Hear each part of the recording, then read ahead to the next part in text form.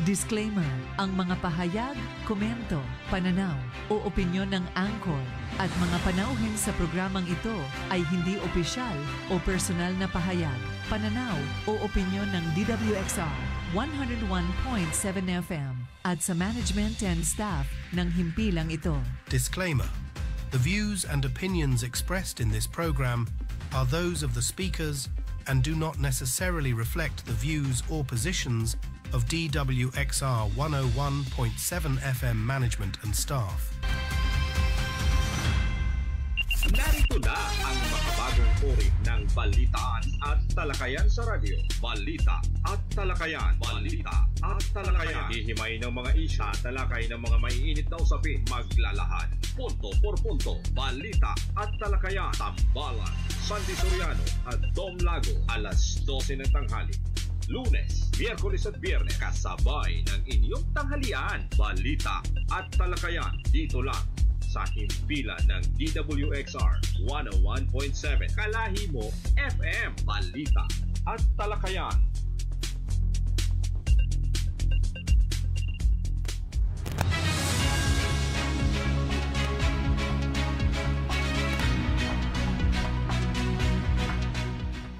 Yes, magandang tanghali po sa lahat ng sumusubaybay at nakikinig sa programang Balita at Talakayan. Live po tayong nagbo-broadcast ngayon at ito po yung mapapakinggan nyo sa Facebook page po ng Kalahi FM at syempre nasa YouTube din po kami. Makikita nyo po yan yung programang Balita at Talakayan. At syempre, bago po tayo mag-umpisa, pakilala ko muna po yung aking partner. Isang magandang tanghali ho sa mga kababayan nating walang sawang nakikinig at nanonood ho sa ating palatuntunang Balita at Talakayan kasama Sandy. Yes, at medyo makulimlim ang panahon, partner. At mukhang kanina malakas ang ulan eh. Mukhang tuloy-tuloy na siguro yung pagdating ng sinasabi nating tag-ulan. At ito rin naman yung inaantay ng ating mga magsasaka. Huwag lang sosobra at medyo magkakaproblema tayo doon sa baha. Kasi ayan yan ay perennial problem na ng ating bansa. Hindi, dito sa ating lalawigan, talagang laging nangyayari yan. Pag malakas po yung pag-ulan, ay ang lagi pong naapektuhan diyan yung ating mga kababayan. Lalong-lalo na po dyan sa may parting Nauhan, Bako, ay mababa po yung lugar na yan. Pero sa ngayon, di ba, may mga proyekto dyan si Congressman Ardan Panaligan, yung mga ginagawang protection dike at mukhang mahaba na rin naman, partner, yung nagagawa dyan at syempre malaking tulong ito para doon sa ating mga kasamang magsasaka na naandyan po sa mga lugar na yan. Akala ko sasabihin mo sa pagbadya ng ulan at sama ng panahon ang kasunod ay brownout. Partner, yung iba kasi hindi na nibago dyan sa sa brownout. Brownout na nangyayari dito sa ating probinsya. At maraming nagrereklamo, partner, hindi lang doon sa talagang perwisyong idinudulot dyan. Pati doon sa mga appliances na nasisira.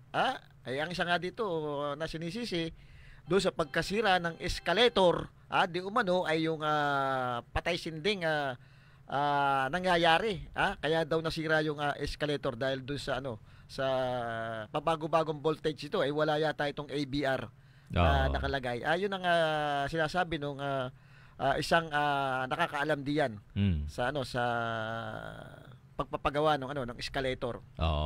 Kung yun man ay may kinalaman o wala, ay sana ho ay boss-bossan na yung brownout at saka okay na po yung meron kaming nakikita at naririnig na mga paabeso, yung inyong tawag dito, yung inyong panawagan bago ho magkaroon ng schedule ng brownout. Wala na, partner, wala nang abiso ngayon kasi nga hindi na determine kung kailang mamamatay o sisindi ang ilaw niyan. Minsan ang masama diyan, partner, ay yung pagkapatay biglang sindi uli, tapos patay uli, sindi uli. Ayun na nakakapagtaka para bang sinasadya. Yung mga ganong sitwasyon. I don't know kung ano ang nangyari dahil ang alam ko, pinatawag ito ng Sangguniang Panlalawigan yung mga kinatawan ng Ormeco hinggil doon sa trending Ay, oo nga, ano? Na nangyayari. Trending Oo. Sana matagal nang ipinatawag, ano. Oo. At ang alam ko naman partner, ang isang mataas na opisyal diyan ay nung nangangampanya yan, talaga namang pinangako niya ito na talagang isa ito doon sa problemang tutuldukan na, wawakas na. Pero mukhang walang nangyari. At ito inulit niya nung pagkapanalo niya, nanalo eh. Dahil nga doon sa pangako na yon na napaniwala yung ating makbabayan na baka sakaling magagawa ng paraan, at inulit niya ito talagang seryosong bibigyan ng solusyon yung problema natin sa power supply. Pero walang nangyari. Hanggang ngayon matatapos na rin yung last term na yata ngayon. Ang sabi nung huli, nung hindi yata kaya, ay walang pakialam ang provincial government diyan sa Ormeco. Hindi pwedeng pakialaman dahil may sariling function daw yan. Ibig sabihin... Pero ngayon, pinatawag ibig sabihin merong magagawa. Ibig sabihin, nung nangangampanya, nasabi tutuldukan. Baka nagkamali ng gawa ng sentence. Koma ang nailagay, kaya merong continuation.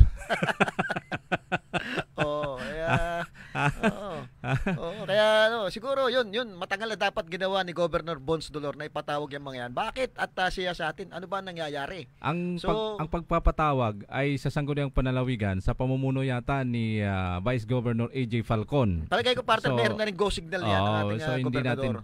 Hindi natin alam kung ano yung naging laman ng pag-uusap, kung ano ang naging hakbangin at solusyon na naging sagot ng Ormeco dito sa isang malawakang problema. Dahil ano na ito province-wide Hindi, tsaka partner, matagal na ito, bata pa ito na yung nagiging problema itong sabi nga nung iba ay talagang dekada na itong problema ng Ormeco. So bakit papalit-palit din naman ng pamunuan yan? Bakit hindi nasusolusyonan yung problema na yan? Ano ba ang dahilan? Samantalang mayroong mga nag-o-offer naman ng magagandang solusyon. Katulad yung sinasabi natin, mga renewable energy. Matagal na rin namang yung submarine cable. Bakit parang hindi yata napapag-usapan yan? Ang sabi nila dati, bigyan sila ng pagkakataon dahil baguhan pa lamang na namumuno at nag-iintindi ng naturang kooperatiba. Ngayon mahaba na yung paglilingkod ninyo. At saka partner, yun namang mga pumapalit diyan ay galing na rin naman diyan sa loob. Wala namang galing diyan sa labas, di ba? So dapat alam na nila yung problema. Ang problema nakatali tayo. Isang siguro nakikita ko yan dahil nakatali tayo doon sa isang kooperatiba. Yung kooperatiba naman sinasabi, pero wala namang benepisyo na natatamo yung ating mga consumer. Tanda ko nagkaroon ng parang hinaing yung ating mga kababayan na kung maaari gawin itong isang kooperatiba na mayroong benepisyo. Kaya lang nagkaroon yata itong election, hindi nanalo under ng Cooperative Development Authority, yung CDA. Pero walang plebisito na nangyari diyan meron silang kampanya noon na magkaroon sana ng conversion ng kooperatiba na under ng CDA, ng Cooperative Development Authority. Pero hindi nag-materialize Siguro magandang subukan din ito, partner. Panahon na para yung taong bayan na mismo, yung mga consumer na mismo ang magpalakad dito. Kasi ito, aminit pa natin hindi, talagang ito minsan napapakialaman ng mga politiko yung ating Ormeco. Kita mo pag may election, ang iba nga dyan, kung hindi malalakas sa pamunan, hindi mamapunta dyan sa magiging opisyal ng Ormeco. Dapat ito siguro ay subukan natin yung sinasabing matagal nang inilalaban na isang grupo, yung kooperatibang may benepisyo talaga yung ating mga kababayan. Pero wala na yata yung sumisigaw noon. Parang tahimik na. At saka ang pagkakaalam ko noon, isa sa mga nagsusulong ng CDA na ito ay itong kasalukuyang general manager, si GM Humphrey Dolor. Na siyang isa rin dati sa mga nagsusulong niyan para i-convert ang kooperatiba na isa ilalim doon sa Cooperative Development Authority. Noong panahon na yun, nung hindi pa nakaupo, pero nakakapagtaka, nung nakaupo na, may magagawa na, bakit parang mini-maintain yung status na ito pa rin yung kailangan nating kooperatiba? Hindi natin alam. Nagbago kaya yung kanyang paniniwala. Hindi natin alam sapagkat hindi natin nakakapanayam ito hong general manager. Kung ano man ho ang kanyang balakin at ano man ang kanyang stand ngayon doon sa dating usapin sapagkat ang namumuno noon na general manager itong si dating general manager Kwasay at yung mga board of directors noon kung hindi ako nagkakamali kasama yan sina dating director Odel Arago, yung mga datihan na mga batikan ng mga direktor ng Ormeco. At isa siya noon sa naging direktor yata na nanalo from area ng Bako going to Puerto Galera. Si GM Humphrey Dolor na time. Isa siya sa official din noon. Isa siya sa panahon niya. direktor. At ang paniniwala nga niya, 'di ba, yung i-convert ito sa isang yung bagong kooperatiba. Oo, siguro to panahon na para subukan naman. Kasi hindi click kung yung sa ngayong kooperatiba ng ating pagbabasehan Talagang hindi masolusyonan yung malalang problema natin sa power supply. Sa tingin ko siguro hindi lang yung pagko-convert ng kooperatiba ang kailangan tutukan, kundi ang talagang kung ano yung malalang problema ngayon na mga kagamitan na pag-aari ng Ormeco. Sapagkat isa sa mga laging reason nila pag nagkaroon ng brownout itong yung kanilang transmission line. Mga puno na lumalapat daw na sabi pagka nagkaroon ng paglapat ay nagkakaroon ng brownout. Madami parte rin. Nung una kasi, kung matatanda mo nung una, ang daming alibay na nagiging problema nga yung power natin. Kung di, di ba, nung una sabi, mga ibon. Nung una, mga kung ano-anong hayop ang binabanggit nila, kaya daw nagtitrip yan, ay gawa doon. Pero ngayon, nung hindi na-click yun at mukhang gas-gas na yung paliwanag na yun, itong mga halaman naman na sumasabi dito. Pero parte kung yun ang nagiging problema, bakit hindi solusyonan? Meron naman tayong mga maintenance dyan na pwedeng... At saka meron tayong binabayaran sa resibo natin na naka-charge doon sa maintenance ng transmission line. Kung hindi tayo nagkakamali, di ba? Meron pang environmental, tawag doon, environmental taxes na sinasabi nila. Meron pa tayong system loss na naka-charge doon sa ating mga resibo. Para mabawasan ho yung system loss siguro, kailangan na maisaayos na itong, siguro napapanahon na kasamang Sandy para isaayos nila itong kanilang 69 kV na transmission line. Sapagkat batay sa ilang mga natatanong natin, medyo matanda na itong linyang ito So siguro, alam mo naman, pag tagal ng linya at kailangan isasaayos na sapagkat may yan parang may time frame na talagang nagkakaroon ng pagkaka-aberya pag yung isang linya ay marami na ang nailoload. Dapat naman talaga parte na inaasikaso yan dahil meron naman kasama yan doon sa binabayaran yung pag may maintenance ng mga power line natin. So dapat talagang nakakapagtaka pagka ganung may problema kung ano-ano na itinuturo ng pamunuan ng Ormeco siguro dahil dun sa matinding reklamo nga hindi na nila masagot kung bakit nga baga nagkakaganyan yung problema. Minsan 'di ba yung reklamo may mga nambubuli daw na mga hindi natin alam kung sino mga empleyado diyan na pag ikaw ay nagtanong sa halip na sagutin siguro wala namang isagot kaya minsan balagbag ng pagsagot nila doon sa problema. Pero sayang kasi sapagkat kung bubulihin ho ninyo yung mga member consumer na nagtatanong at nangangailangan ng inyong kasagutan, yung paglilinaw, mali ho kayo sapagkat yung inyong mga sinusweldo dyan ay galing ho yan sa member consumer. Pinaghirapan ho ng mga member consumer yan. Sabi hindi daw pakain isa ka ba sumusweldo? Diba? Minsan naman balagbag ng sumagot, dapat sagutin ng maayos sasabihin hindi niyo naman kami pakain. Kung ganoon huwag kayong tumanggap ng sweldo diyan galing sa tao. Sa mga consumer. So ano ibig sabihin niyo? Ngayon sasabihin niyo kung magaling kayo, di kayong pumwesto rito. Sabi naman ng iba, mag-resign muna kayo. Ayaw niyo namang umalis sa posisyon. Titingnan ho natin Sapagkat bigyan natin ng tsansa ho. Wag ho tayo mawalan ng pag-asa. Sapagkat hanggat merong nadidiscovering pamamaraan at solusyon, ay baka sakaling maisaayos. Siguro dapat dapat partner, talagang mayroon ng mga pagbabagong plano ang pamunuan ng Ormeco, katulad ng suwestyon ni Congressman Arnan Panaligan. Matagal na ito na meron siyang pinasa diyan, di umano na solusyon na proposal tungkol nga doon sa paggamit ng mga solar system, yung mga renewable energy, yung mga geothermal, mga wind power, hydro. Bakit hindi ito bigyan ng pansin, itong mga bagay na ito? Hanggang ngayon yata partner, walang malinaw na sagot ang Ormeco tungkol dito sa mga proyektong ito. Ang epekto partner niyan malaki dito sa ating lalawigan, yung mga negosyante kawawa, walang papasok na mga investor dito pagka ganyan yung natin, yung power supply natin. Mahihirapan, malulugi sila sa ganyang sistema. Tsaka tingnan mo yung mga maliit na mga sari-sari stores. Halimbawa, nagtitinda ng mga ice cream. Kukumpute nila yung kanilang kinikita doon kasamang sandi at sa konsumo ng kanilang mga freezer na ginagamit. Baka wala nang kinikita Kasi doon sa presyo na 17 pesos per kilowatt.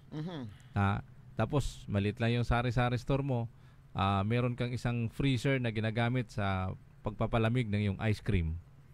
Tapos hindi naman ganun kalaki ang kinikita. Sapagkat siyempre, marami naman yung mga tindahan. Tapos ang kukonsumuhin halimbawa ng isang freezer ay nasa halagang 1,000 piso. Ang tubo niya lang naman sa per piraso ng ice cream, palagay mo ng 2 piso, 5 piso.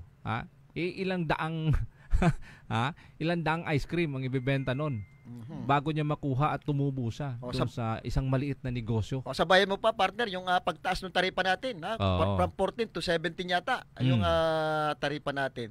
So ang tatamaan talaga dito partner yung yung mga maliliit nating kababayan, kasi yung taas presyo yan ipapatong lang nila doon sa sa kanilang mga negosyo. So yung mga maliliit nating kababayan na magsasuffer diyan, dinadala na nila yung malaking problema nila sa pagbabayad ng taripa ng kuryente. Yung mga bilihin partner ay i-shoulder pa nila yung itataas nila diyan sa mga mga produktong ibebenta nila. Tapos kung mayroong mga pagpapataw ng tax yung mga LGU sa inyo, hindi naman kayo ang nagbabayad ipinapataw lang ho ninyo sa resibo ng mga consumer. Wala partner, lahat ng kalulugi nila sa Ormeco, nakapatong lahat sa sa consumer. Tingnan mo, kaya imposibleng malugi talaga ang Ormeco. Lahat ay nakapatong yan yung ikalulugi nila. Nagso-shoulder niyan yung ating mga consumer. Tsaka pagdating sa bayaran, kami na may obligadong nagbabayad. Sabi nga ng ilang mga nagkukomento, tanggap na ho namin kung magkano man yung presyo ng per kilowatt ninyo. Ang kailangan lang ho sana namin yung maayos at tuloy-tuloy na maayos na serbisyo ninyo. Ang problema yung patay sindi. Patay sindi na yung serbisyo. Malayo pang Pasko. Pero parte na makikita mo merong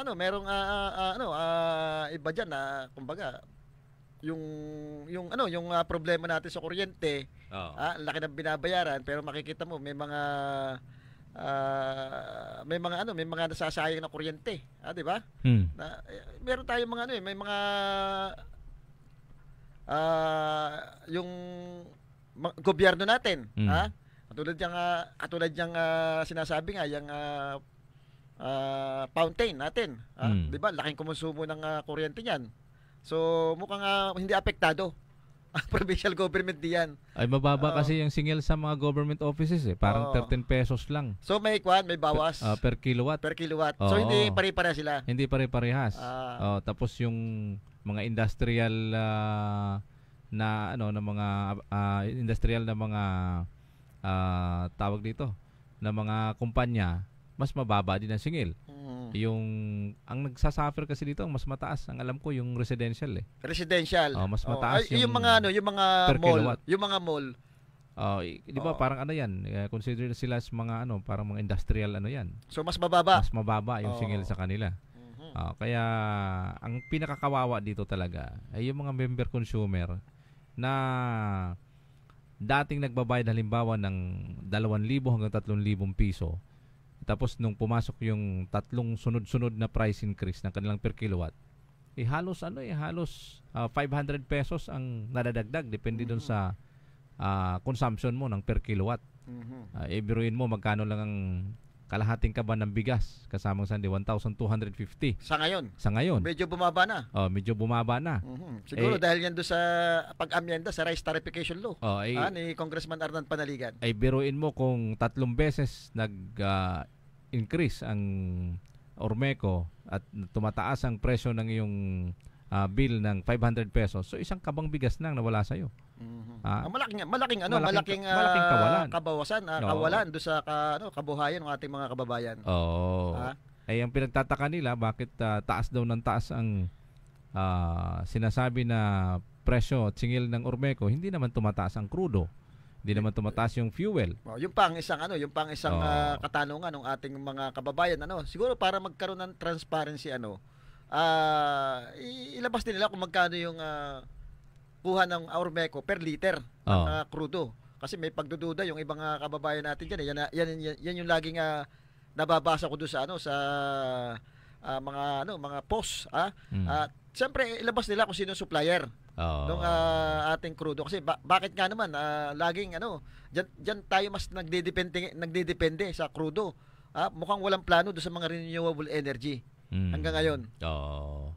Kaya walang pinagkaiba yan doon sa pinaimbestigahan ngayon ng Kamara, yung mga nabuking na pagawaan ngayon ng mga peking birth certificate sa Davao del Sur. Ang daming illegal talaga sa Davao ngayon, yung mga diyan ang takbuhan ngayon ng mga pugante. Parang diyan nahuhuli. Yan yung mga pagawaan ng mga Chinese national. Yung mga birth certificate pala doon may nasa 200 yata na na-discovering mga peke.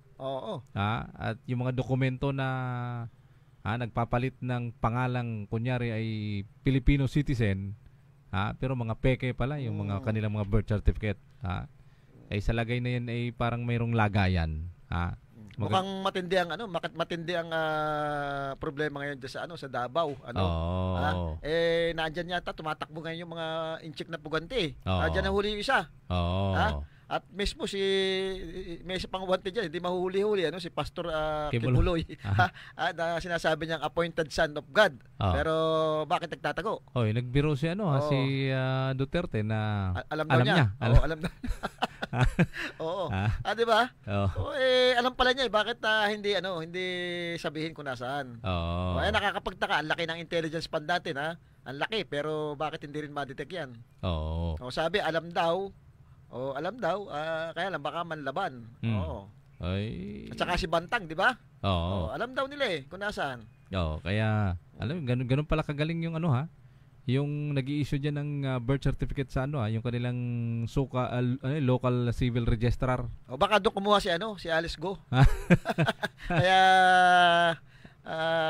iniimbestigahan ngayon, di ba? Puro Chinese na. Noong time kasi ni Pangulong Duterte, diyan lumawak yung impluwensya ng inchik dito sa ating bansa noong panahon. Minsan nga nagbiro pa nga siya na ang Pilipinas ay gawing probinsya ng China. Kaya hindi ako magtataka baka isang araw yung Davao pasakop na sa China yan. Buti kung papayag yung mga taga Davao. Ang kanilang posisyon lamang naman ngayon saka delikado pag sinakop nila ng China dyan komunista yan. Ang nagpapatakbo niyan. Baka akala nila maganda ang pupuntahan nila. Kaya baka gusto maging komunista Kaya tayo hong mga Pilipino dapat ay maging matalas tayo, magmasid tayo sapagkat tingnan nyo yung mga nangyayari sa ibang lugar. Yung nangyari kay dating US President Trump na muntik nang nadali ng sniper kasamang sandi. Si Donald Trump sa isang pagpupulong. Kaya meron silang grand rally na ginanap sa Pennsylvania na kung saan nadaplisan nadali ng isang sniper. At muntik na. Ika nga nila'y gabuhok na ang pagitan kay kamatayan. ni dating President Donald Trump. Kaya biruin mo, Amerika pa yun ha, kasamang Sandy ha. Pero believe naman ako sapagkat napakabilis ng aksyon ng kanilang mga kapulisan doon para mahuli at tugisin yung salarin, yung naturang sniper doon sa area yon. Okay, partner, basahin ko lang itong isang proyekto kasi ito doon sa lugar ng aking mga lolo, itong sa Evangelista Nauhan, yung isang barangay public market. Isa na naman itong naging proyekto ni Congressman Arnan Panaligan sa parting Evangelista. Ito yung dating anuling yata at yung nagkaroon ng public market dito. Tama, basahin ko. Aguila Congressional Project, aksyon ng gobyerno at inisyatibo sa larangang lehislatura. Construction of Barangay Public Market in Barangay Evangelista Nauhan, Oriental, Mindoro. Pinasinayaan natin ang bagong Barangay Public Market sa Barangay Evangelista, Bayan ng Nauhan. Pinunduhan natin sa Kongreso ang proyektong ito sa kahilingan ng Sangguniang Barangay ng Evangelista. Kasama natin sa pagpapasinaya si Nauhan Mayor Joel Tebes, Board Member Bong Brocal, Punong Barangay Cesar Pedroso at mga kagawad at iba pang lingkod ng barangay. Dumalo rin sina Punong Barangay Joel Ramos ng Barangay Arangin, Punong Barangay Marilo Mantaring ng Barangay Mulawin, Punong Barangay Israel Saunar ng Barangay Del Pilar, at dating Punong Barangay Rose Pedroso. Ayun. Ito yung partner ko sa mga Kailokanuhan ito, itong lugar na ito. At nakakatuwa na nagkaroon na sila ngayon ng isang kahit pa paano disenteng public market diyan. At syempre nagpapasalamat sila kay Congressman Arnan Panaligan. Madami kasi proyekto na rin nadala si Congressman Arnan Panaligan dito sa Barangay Evangelista. Isa ito sa malaking barangay ng Nauhan at napakaraming mga butante dito. Marami nang natutuwa at yun, meron na silang bagong public market na pwedeng puntahan ngayon. At syempre, mahal din ang pamasahe ngayon. Kung meron kang pamilihan diyan na pwede mo naman bilhin diyan na hindi ka pupunta sa sa bayan ng Kalapan, pwede mo na diyan bilhin at malaking tulong para doon sa mga residente ng barangay Evangelista. Ito partner ko ang isa sa mga pundadores ng Evangelista ay yung lolo ko. Mga lumanang, kaya kung titingnan mo yung barangay Evangelista, yung loob puro lumanang na doon sa sa marker nila. Yung mga naunang nanungkulan diyan sa barangay Evangelista. Karamihan diyan partner mga Ilocano. Diyan sa Evangelista Nauhan. Tsaka alam mo makikita mo kasi yung pag-unlad ng isang barangay ngayon.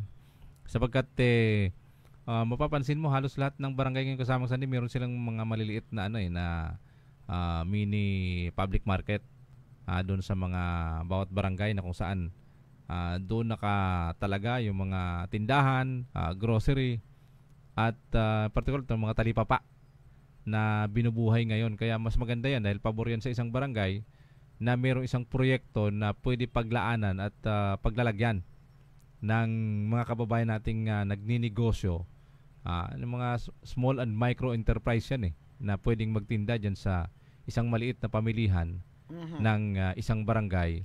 At malaking tulong yan kasamang Sandy dahil sapagkat kung kumpleto na yung isang pamilihan sa isang barangay, yung mga kababayan natin na imbis na pumunta sa mga bayan-bayan na mamamasahe pa ng alam mo naman medyo mahal ngayon ang mga pamasahe natin sapagkat mataas ang presyo ng petroleum, kasabay yan yung pagtaas din ng pamasahe, malaki ang matitipid ng ating mga kababayan na imbis pupunta sa malayo para mamili ng kanilang pangangailangan, pang-araw-araw na pangangailangan, dyan na lang mismo sa pamilihang barangay ng naturang Evangelista na yan. Kaya nga partner, at ito na talagang madami ang natutuwa na mga residente ng barangay Evangelista doon sa mga proyektong ipinatutupad ni Congressman Arnan Panaligan. At ito basahin ko pa yung isang kanyang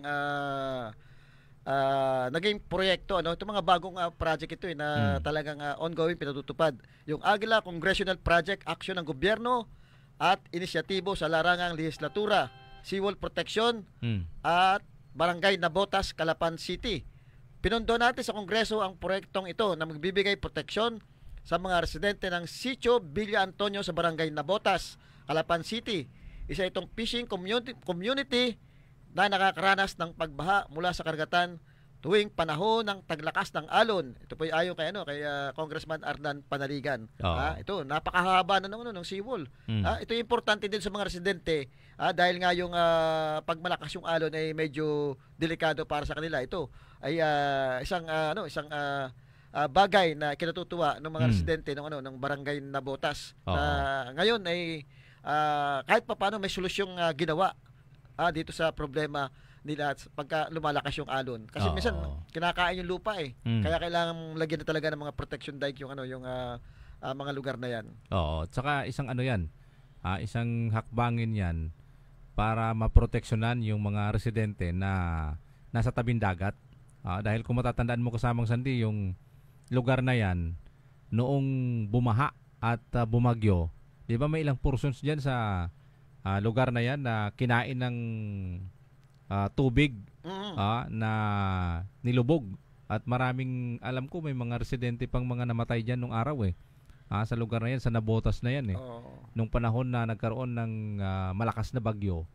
At ilang mga kababayan natin yung namatay diyan na inabot ng malakas na alon at pagtaas ng tubig galing sa tubig baha sanhi ng bagyo diyan sa lugar na yan. So malaking protection yan para dun sa kanila. Sapagkat yung lugar na yun parang marami na ulit ngayon yung mga nakatira dyan sa areang yan na sa gilid ng coastal ng Tsaka siyempre yung mga ating mga karamihan dyan, yung mga mangingisda na nakatira diyan. At alam naman natin pagka yung malakas yung hangin, yung alon, lalo na pag may bagyo, ay delikado. Kaya malaking tulong talaga itong mga seawall na ito. Ito pa kasi ito binabasa natin yung mga bagong proyekto ni Congressman Arnan Panaligan na para masabi ng ating mga kababayan talagang may ginagawa. Kahit busy ito sa Senado, sa Kongreso, doon sa mga problemang pambansa ay yung ating probinsya ay hindi pa rin niya nakakalimutan pagdating sa mga prioridad na proyekto. At isa nga ito sa edukasyon itong Aguila Congressional Project, aksyon ng gobyerno at inisyatibo sa larangang legislatura. Construction of 2-story school building at Benito Villar Elementary School in Baco, Oriental, Mindoro. Pinasinayan natin ang bagong 2-story school building sa Benito Villar Elementary School sa bayan ng Baco. Pinunduhan natin ang proyektong ito sa Kongreso at isinama sa national budget. Ang Benito Villar Elementary School ay itinatag noong 1945. Medyo matanda na pala itong school na ito bago pa katatapos na siguro ng gera, 1945. Kasama natin sa okusyeng ito sina Mayor Alan Roldan, Councilor Marciano Ical, Pangulo ng Liga ng mga Barangay, Punong Barangay Benedicto Manimtim, Board Member Bong Brocal at Josin Niria, Defense Supervisor Clemente Politico, mga guro ng paaralan sa pangungunan ni Miss Francisca Gonzales, School Principal at PTA Federation President Alan Duca. Ang nagsagawa ng pagbabasbas ay si Father James Benji Manalo. Ito po ay ayon pa rin kay Congressman Arnan Panaligan. Lagi niya kasama sina board member Bong Brocal at Josie Niria sa pagpapasinayan ng mga proyekto. Kasama rin minsan dito si board member konsehal Ronald Liachon doon sa mga bagong proyektong pinasisinayan ni Congressman Arnan Panaligan. Kasama na dito yung protection dike na ongoing, yung paggagawa dito. Kahit ito talagang inihahabol dahil alam naman natin magtatag-ulan at magkakaroon ng malalakas na pag-ulan. So mas malaking tulong ito doon sa ating mga kababayan diyan sa mga mabababang lugar. Kaya maganda ho yan sapagkat yung ating congressman mga kababayan ay nakikita natin na hindi nagpapabaya sa kanyang nasasakupan kung ano man ang pwedeng proyekto na makakatulong sa nakakarami at majority particular yung ating mga magsasaka ay gumagawa ho ng paraan para magkaroon ng pondo at maibahagi ho sa inyo ang mga proyekto. Yun, kita mo naman partner yung mga proyekto, mga proyektong pinatutupad ni Congressman Arnan Panaligan. Ito talaga yung prioridad Yung mga seawall kita natin sa mga kabuhayan niya at kaligtasan ng ating mga kababayan. Yung sa mga school, sa education yan. At syempre dito sa sa health meron din siya. Katulad nitong Aguila Congressional Project, aksyon ng gobyerno at inisyatibo sa larangang legislatura, construction of a university clinic for the Mindoro State University, Minso Calapan City Campus. At pinasinaya natin ang bagong university clinic sa Calapan City Campus ng Mindoro State University o Minso. Pinunduhan natin sa Kongreso ang proyektong ito at isinama sa 2023 National Budget. Kasama natin sa okupasyong ito sina Miss LB C. Escaris, PhD, Campus Executive Director Miss Reynalda Vilma B. Manansala, PhD rin. Nakumatawan kay Mr. Christian Anthony C. Agutaya at PhD rin pala ito, Officer in Charge, Minso at iba pang opisyalis ng Minso. Ang pagbabasbas ay ginampanan ni Father James Benji Manalo. Ito pa ay pa rin kay Representative Arnan si Panaligan. Kita mo, kompleto, meron sa kabuhayan, kaligtasan, meron sa mga education, meron sa health, Itong sinasabi nating Buti pa yung proyektong yan ni Congressman Panaligan napasinayaan na at mukhang magagamit na. Ito parte nyo talagang diyan sa Mindoro State University, samantala yung isang napakalaking building nilang diyan. Ano nangyari diyan? Parang ghost yan? Ghost naging mukhang hindi nagagamit. Batiin ko lang yung bagong presidente ng Menso si Dr. Inya Apostol. Siya yata yung bagong presidente ng Mindoro State University. Siya ngayon ang mamamahala. Sana ho ay magawa na ng paraan yung building na yan sapagkat ilang years pa bago magigibalang yata, balita ko diyan, bago hindi naman mapapakinabangan. Sayang yung milyong pera na galing sa kaban. Dapat siguro kung talagang may anomalya diyan, maimbestigahan yung naging proyekto na yan. Dapat kasi may sayang, managot. malaking pera yung ginastos diyan at pera ng taong bayan yan, yung ginastos diyan. Hindi naman po yan hindi naman po galing sa pribado yan. Tsaka sana imbestigahan at dapat merong mananagot. Hindi yung puro lang investigasyon at baka umabot pa sa, di ba, merong certain period yan na pag hindi siya nagagamit at hindi pumasa sa panuntunan ng DPWH, di ba? Yun sa engineering tawag dito sa inspection ng engineering, di ba? May mga may mga panuntunan kung yung tibay, hanggang ilang floor yan, di ba? May structural design yan na dapat ay batay doon sa tamang disenyo ng struktura. Mukhang sablay daw yata yan, kasamang sandi. Kaya nga, siguro ang atin lang dyan, marapat lang na magkaroon ng investigasyon diyan. Siyempre panawagan natin yan doon sa panibagong presidente ng Minso. Kung may jurisdiction man diyan, si Dr. Apostol ay baka pwedeng patingnan kung ano ba talaga nangyari diyan sa proyekto na yan. Dahil sayang napakalaking sayang sapagkat dapat napapakinabangan na yan ng ating mga estudyante.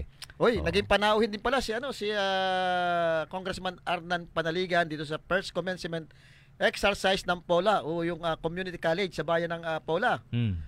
Sa paanyaya ni Mayor Jennifer M. Cruz noong June 2020.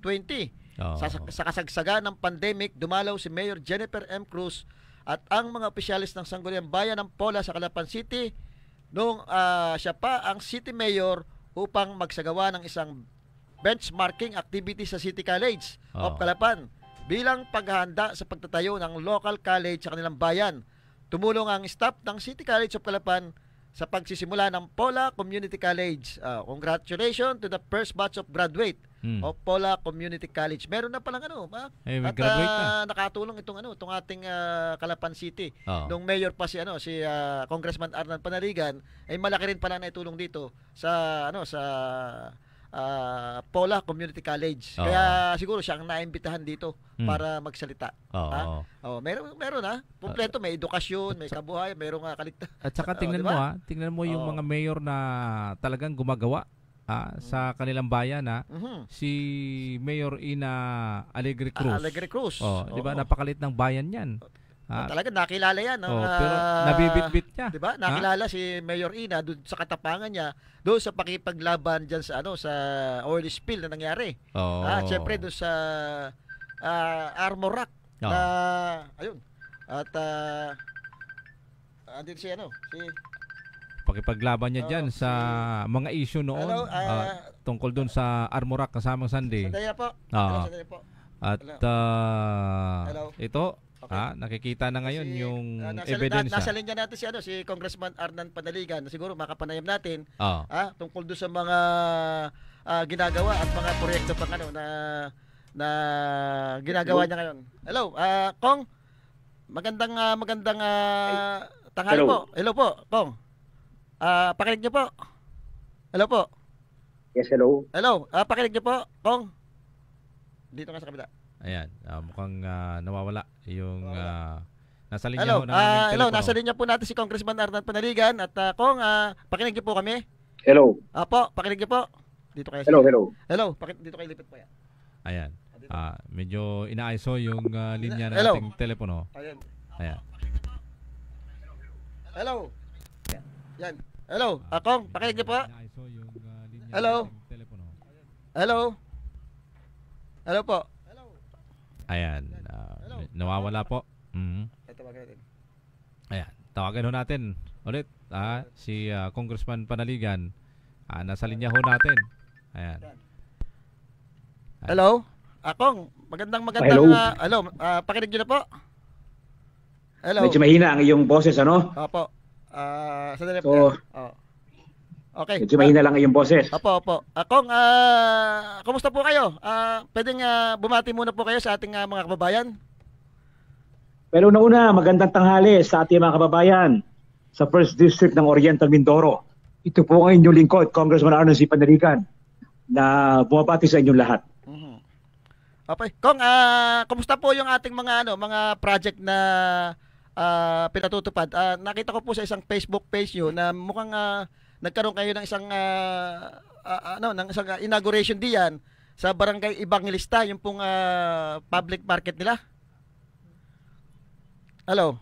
Well, ito nakalipas na 2 buwan na wala tayong session sa Kongreso ay ating yang sinamantala para ating mapasinayaan o mapablessing yung mga tapos na mga programa o proyekto natin. Katulad ng mga health center, mga covered court, mga concrete ng kalsada, at iba pang mga proyekto natin. Kaya noong isang araw, ang ating pinasinayaan naman yung public market dyan sa Barangay Evangelista sa Bayan ng Nauhan. Kung may tatanong... Medyo mahina lang ako, Ojo? Ayan. Tawag ulit ako sa iyo siguro, ha? Sige pa. Okay, tawag pala. Ayan. Ayusin ho natin yung Ayusin natin yung linya at medyo mahina yung audio. Ayan. Okay. Ayan. Okay, yun yung binabanggit ni Congressman Arnan Panaligan, yung pag inaugurate ng public market. Ayan. Hello po, Kong. Okay na? Yeah. Okay. Ito malakas na. Okay, may katanungan po si kasama. Sige po. Yes, ito nakalipas na ilang araw nga, tayo ay nakaikot sa ating mga barangay sa distrito at ating pong pinasinayaan yung mga natapos ng proyekto natin, katulad ng mga public market, school building, barangay hall, health center, at mga konkretong karsada. So marami pa pong naiwan na mga proyekto na dapat nating i-blessing. Kaya sa darating na ilang mga linggo ay tayo ulit ay iikot para nga i-blessing natin ito mga natapos na mga proyektong infrastruktura natin. Kung meron akong isang tatanong ho sa inyo, dahil sapagkat napansin ko merong mga presyo ng mababang presyo ng bigas na nakalagay ho sa area ng NFA. Ito po ba'y epekto na ng pag-revise natin ng Rice Tariffication Act? Hindi pa marahil, sapagkat yung amyenda sa Rice Tariffication Law ay kapapasa lamang ng Kamara ng House of Representatives noong Mayo bago po tayo nag-adjourn. Yes, at yun ay nasa Senado na. At inaasahan naman natin na pagtibayin ng Senado ang panukalang batas na yan na ating inihain sa Kongreso. Kasi makakatulong yan para matiyak ang sapat na supply ng bigas sa mas murang halaga. At ganoon din makakatulong sa mga farmers natin sa kanilang pagtatanim para naman hindi sila maargabyado, no? Na mababa ang presyo ng palay. Ito bahagi ng proyekto ito, programa ng Department of Agriculture, yung sa pamamagitan ng NFA na ibenta ang bigas sa mas abot kayang presyo. Ngayon, pag naipasa yung ating panukalang amyenda sa rice tariffication law, inaasahan natin na mas magiging stabilize ang presyo ng bigas sa ating bansa. Kasi sa ating panukalang amyenda ay binibigyan ng kapangyarihan ng NFA na bumili ng palay sa mga local farmers at ipagbenta ito bilang bigas na sa mga consumers sa taong bayan. Kaya mahalaga talaga may pasa ng Senado yung ating panukalang batas na yan para matiyak ang sapat na supply ng bigas sa abot kayang halaga. Kung yung napapansin ko, marami hong mga magsasaka natin yung nakakapansin na mukhang bulto na po yung dumating na mga import na bigas galing sa ibang bansa na namamayagpag ngayon sa ating mga market. Pero mostly po, ang sabi nila, yung mga nakakakuha ay itong mga malalaking gilingan na siyang nakakapag-purchase ng mas maraming imported na bigas. Paano ho ito mararamdaman nitong ating mga kababayan na mas mababa dapat yung presyo ng bigas sapagkat mukhang nakukupungan na naman ho ng mga malalaking negosyante? Yun nga ang dapat na aksyon ng ating Department of Agriculture, na bagamat dumarating ang maraming imported na bigas, ay hindi naman nagkakaroon ng malaking pagbaba sa presyo ng bigas sa pamilihan. Kasi nga ay malamang nakokontrol din ng mga rice trader at saka rice importer ang presyo ng bigas. Parang kartel. So yan ang ipinagabawal dun sa panukalang batas na ating inihain. Yan ang ipinagabawal dun sa amyenda ng rice tariffication law na naipasa na namin sa Kongreso at sa Senado na. Isa yan sa sinisikap na tugunan ng ating mga panukalang batas na yan. Pangalawa, naipasa rin namin, pirmado na ng Pangulo ito, yung Anti-Agricultural Smuggling Act. Nagpataw tayo sa batas na yan, kung isa rin tayo sa mga principal author, ay tayo ay tinaasan natin yung penalty sa smuggling at na mga agricultural products tsaka hoarding, yung hoarding, tinatago ang mga supply na import, tinatago para nakikreate ng shortage para tumaas ang presyo. So isa rin yan sa batas natin na ipasa na ito, pasado na ito ng Congress at Senado at pirmado ng Pangulo. So dapat ipatupad na lamang ng kinaukulang ahensya ng Department of Agriculture ang mga batas na yan para maiwasan yung hoarding, smuggling at hoarding ng bigas at iba pang agricultural products na siya naging sanhi ng pagkataas ng presyo ng mga pagkain ito. Sino ho ang magpapatupad ng batas na ito? Sino ang pwedeng... DA.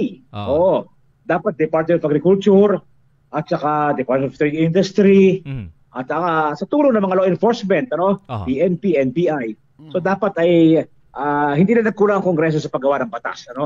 Nasa kamay na ng Executive Department sa pamamagitan ng kaukulang mga departamento tanggapan nila na ipatupad ang mga batas na ito. Sapat na po yung batas. Ito yung aming ipinasa Anti-Agricultural Smuggling Act, na talagang pinalawak natin ang scope ng yung definition ng agricultural smuggling at ating tinaasan ang penalty ng batas na ito.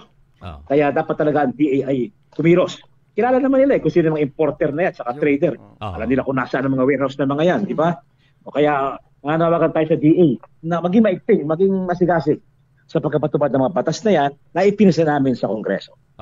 Kung alam ko, nabanggit niyo po yung mga smuggler, alam ko may mga nakasuhan na po diyan sa mga tao. Sa ngayon po ba, ano na po yung status? May mga parusahan na po ba doon sa mga smuggler? Well, hindi ko hawak ko yung records, pero alam ko may mga kinasuhan naman. May mga, hindi lang yung sa smuggler ng bigas, kundi pati smuggler ng sibuyas. Ano? Yung mga pending cases yan, nasa husgado na.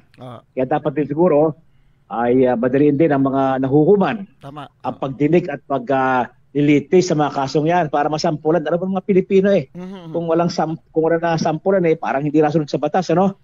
Mas gusto yata ng mga Pilipino makita muna talaga may nakakasuhan. May nakukulong. Tama. Bago magpakita ng takot sa batas, di ba? Kaya kailangan may masampulan. No? Pero yun naman sa atin medyo may kabagaran din ang mga korte natin. Pero ang punto ko nandiyan ang mga batas. Sapat ang batas natin hinggil sa bagay na yan. Maiba naman po tayo ng pag-usapan. Ano po? Ang isa pong pinoproblema natin mga kababayan yan, ito pong problema natin sa power supply. At alam ko po meron kayong nabanggit noon na ang isang solusyon diyan ay yung i-connect itong ating lalawigan sa Luzon grid. Ano po nangyari dito? Ito po ba sinisimula na itong proyektong ito? Well, ang National Grid Corporation of the Philippines or NGCP ang maglalagay ng submarine cable na yan, ano? Yan ay aprobado na. Pero yan ay siyempre hindi yan agad-agad, ano? Abutin yan ng pinakamabilis akong 2 taon. Ngayon, ang problema natin sa mataas na singil, ano? Alam naman natin talagang itong nagdaang Hunyo, tumas ang ating electric bill, ano? Lahat tayo nakaranas niyan, maliit o malaking consumer, residential or commercial, talagang naramdaman natin yung pagtaas ng singil ng kuryente. So bakit ba mataas ang singil ng kuryente? Kasi hanggang ngayon ay under emergency power procurement. Ano ang Ormeco? Ibig sabihin, ang Ormeco kasi yung kuryente hindi naman sa Ormeco nang galing, binibili ng Ormeco, kinukuha ng Ormeco sa isang power provider or planta or generator ng kuryente, ano? Ngayon, normally yan ay sa pamamagitan ng isang tinatawag na power supply agreement or power purchase agreement na ina-award lamang yan ng Ormeco sa pamamagitan ng isang bidding, competitive bidding.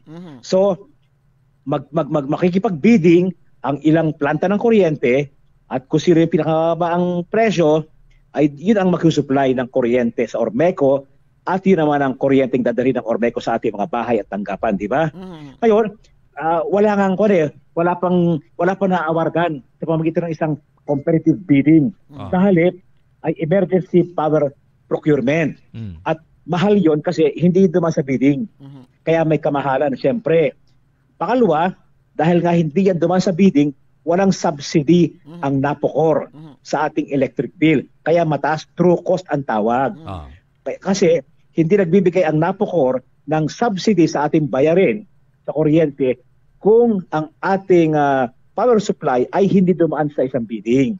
Ngayon, dahil nga emergency power procurement, ang ginawa ng Ormeco, hindi ito sa pamamagitan ng bidding, wala yung subsidy na yan. So para mapababa ng kahit na paano ang singil sa kuryente, dapat ay madiliin na ng Ormeco ang pagkasagawa ng bidding sa magsusupply ng kuryente sa kanila para mas mababa ang singil sa kuryente at nang maibalik ulit yung subsidy ng NAPOCOR. Bababa ng malaki yung singilin. Pangalawa, kaya rin mahal dahil nga ang planta ng kuryente ay puro mga yung diesel or yung bunker crudo.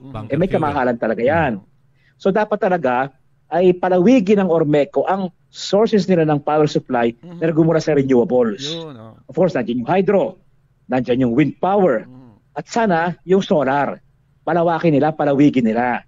Kasi mas mura ang singil ng kuryente pag nanggaling sa renewables. Well, sabi ng Ormeco, kukunti ang supply ng renewables, nung nagdaang buwan, kaya talagang puro nanggagaling sa crudo or yung diesel-fired na plantang supply ng kuryente mahal. Kayo naman, nag-uulan na. Siguro naman ay meron na uling sapat na hydro, na pagkukunan. Kasi ulan na ng ulan Pangalawa, yung solar. Pag ganyang ang araw naman sa atin, saganang araw di ba? Kahit tag-ulan, may araw pa rin. Sana subukan nila yan. At naniniwala tayo na yan makakatugon in the medium term sa problema ng mahal na singil ng kuryente sa ating lalawigan. Ang bola nasa Ormeco. Kasi ang Ormeco isang kooperatiba na hindi yan under ng mga politiko. Meron silang board of directors yan ang kapasya. Kaya panawagan natin, palawigin ang sources ng renewable, particularly solar. No? Para pag walang ulan, mainit, nandiyan ang solar, sagana.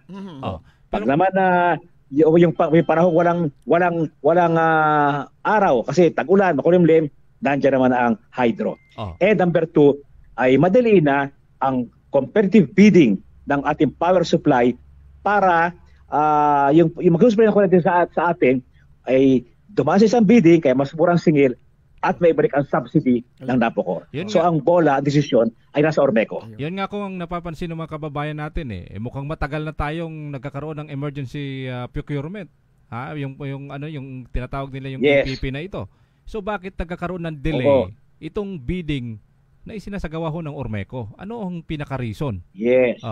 Siguro mas maganda ay bigyan tayo ng update ng Ormeco, ano? Parang wala pa ko narinig na update. Siguro susunod ako sa Ormeco at tanungin ko sa kanila anong status ng inyong competitive selection process, CSP. Ano ang status na? Kasi alam ko noong 2023, ano? Nung kanilang inumpisa yung prosesong yan. So, alam ko naman hindi naman simple magpabidding ng power supply. Pero sana naman tayo ay mabigyan ng paliwanag ng Ormeco at time frame, no? Time frame. Ano bang date, ano ang target date ninyo para sa bidding ng ating power supply para naman tayo makatikim ng mas murang kuryente. Ang bottom line nga yan, ang Ormeco po ang ating inaasahan kapaliwanag sa atin at bibigyan ng paglilinaw. At ang desisyon nasa Ormeco. Wala sa kami ng mga politiko, nasa management ng Ormeco. Wala ba hong pagkakataon na pwedeng ipatawag ho yung kinatawan ng Ormeco sa Kongreso para imbestigahan ho doon sa ating Committee on Energy? Yung nga mangyari, ano ayaw naman nating mangyari yung ganon. Pero baka yun nga, or husurot mo tayo sa kanila formally. We will ask them na bigyan tayo ng definite schedule kung kaya ng bidding ng power supply. Kasi yun nga pag talaga ito na-award sa pamamagitan ng bidding, yung pagkukunan ng kuryente, ay mas mababa ang singil. At may babalik din ang subsidy ng NAPOCOR. So yun ang solusyon sa tingin ko. Yun ang solusyon. Kaya siguro kailangan nating hinga ng Ormeco ng update o paliwanag sa bagay na yan. Okay. Kung malapit na po yata ang SONA, atin po ba kayo sa SONA? At ano po tingin niyo doon sa... Ay, siyempre kailangan natin. Doon sa sinabi doon sa sinabi ni Vice President Sara Duterte na appointed survivor ba 'yon? Anong masasabi niyo po doon? Siguro biro lang, pero siyempre may birong nakakatawa, may biro naman parang reaction may ba ito, ba't kailangan magbiro ng ganun? Di ba? Hindi daw po siya atin. Kaya karapatan niya kung ayaw niya umattend. Hindi po natin siya maring pilitin, ano? Kung ayaw niya makinig sa SONA ng Pangulo, ano? Pero sayang, sapagkat pagkakataon niya, yung SONA, kahit ibang partido dapat makinig. Kasi sa SONA, sinasabi ng Pangulo ang kanyang plano, ang kanyang programa sa taong darating, no? Sinasabi ng Pangulo kung ano ang kanyang mga nais mangyari. So bilang mga halal ng bayan, whether Vice President ka, Senador ka, Congressman ka, dapat kang makinig. Kasi programa ng gobyerno yan Bahagi ka ng gobyerno kahit hindi ka kapartido marahil, dapat alamin mo kung ano ang mga plano ng gobyerno. Para kung gusto mong suportahan yan, pwede mo suportahan. Kung meron ka ibang panukala, pwede mo rin sabihin, di ba? Kaya sana siya ay nakinig. Makikinig sa SONA. Tayo naman, nandun tayo kasi congressman tayo, member tayo ng Congress. Sa SONA, sa atin nagkasalita ang Pangulo. No? Tayo sa atin nakatuon yung kanyang sasabihin kanyang nais mangyari sa darating isang taon. Kaya tayo nandoon. Kung napirmahan na po ni President PBBM yung 2025 national budget, ano ho inaasahan ng ating Ano ho inaasahan ng ating hindi pa niya napirmahan. Dadaan pa sa atin yan sa Kongreso. Hihimayin pa ng Kongreso yan. Kaya magkasabit, isasabit niya sa Kongreso. Pagkatapos ng SONA, ihasabit ng Pangulo ang kanyang panukalang 2025 budget sa Kongreso. At amin niyang hihimayin, aming pag-aaralan, magkasagawa kami ng hearing, saka namin ipapasa. Kaya nga, pagbalik namin sa July 22, pagkalipas siguro ng mga 2 linggo, magiging busy na kami. Dahil Agosto, yan ang hearing, budget hearing yan. yan ay 2 buwan naming bubunuin, yung budget na yan, August at saka September. At bago mag-recess ang Congress sa September, siguro mga September 25 ang aming recess uli, ipapasa ng Kongreso yan. Ipapasa ng Kongreso. So, hindi pa natin alam ang laman ng budget na yan, pero sabi ng Pangulo ay priority pa rin niya, food security, economic development, social services, education, kalusugan, public works. So aming titingnan yan. At aming re-repasuhin. Ibig sabihin kung marami ang makukuha ng ating lalawigan na pondo. Well, sapagkat alam natin nagsabit ako ng aking proposal din. Yung mga request ng mga mayor at saka mga kapitan natin na proyekto, isinabit ko yan sa budget. Isinabit ko yan sa DBM, sa Department of Budget Management. So titingnan natin kung nando sa panukalang budget ng Pangulo. Ating titingnan kung naisama. At kung hindi na isama, sisikapan natin mailagay doon at maisingit. Kung medyo wala na tayong oras, huling pananalita po sa ating mga kababayan. Yes. Mo siguro ngayong linggo ito, bago po tayo magbalik na Maynila, ay pagkakataong makapanayam, ang ilang miyembro ng media, kasama na kayo doon 2. May isang linggo pa naman ako rito, hanggang sa Sabado, hanggang Biyernes.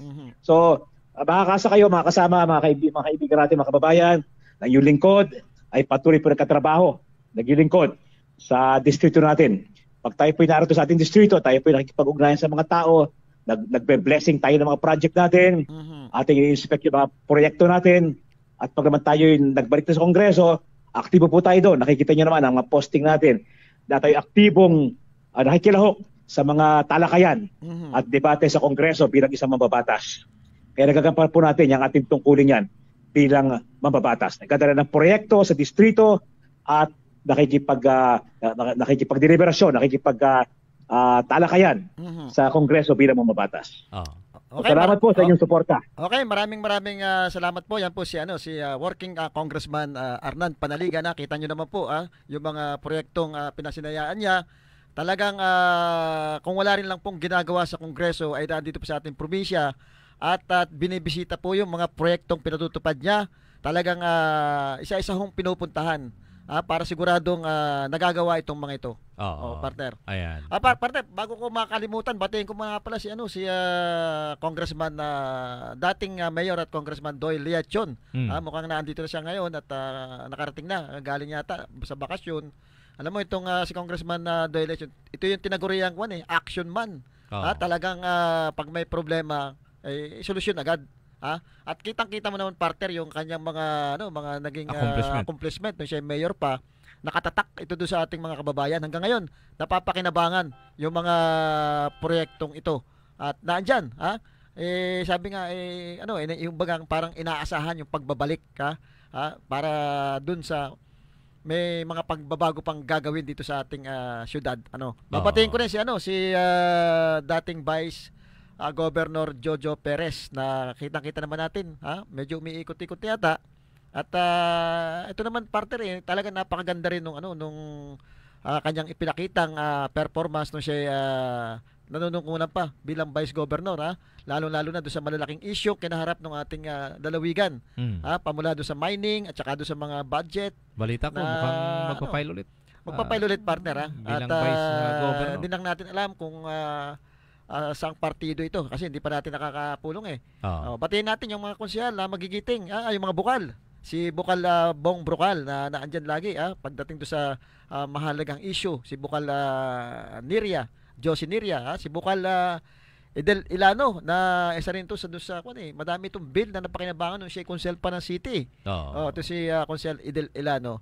At syempre yung ating kaibigan diyan sa Victoria, si konsehal Popong Ortega na mukhang ito'y papalaot din bilang mayor diyan. Balita ko, malakas daw ito sa bayan ng Victoria. Matunog itong si konsehal Popong pagdating sa Victoria. Marami tayo nakakapulong na mga taga Victoria kasi sawa na sila doon sa sa mga siyempre mga pangako na hindi naman natutupad.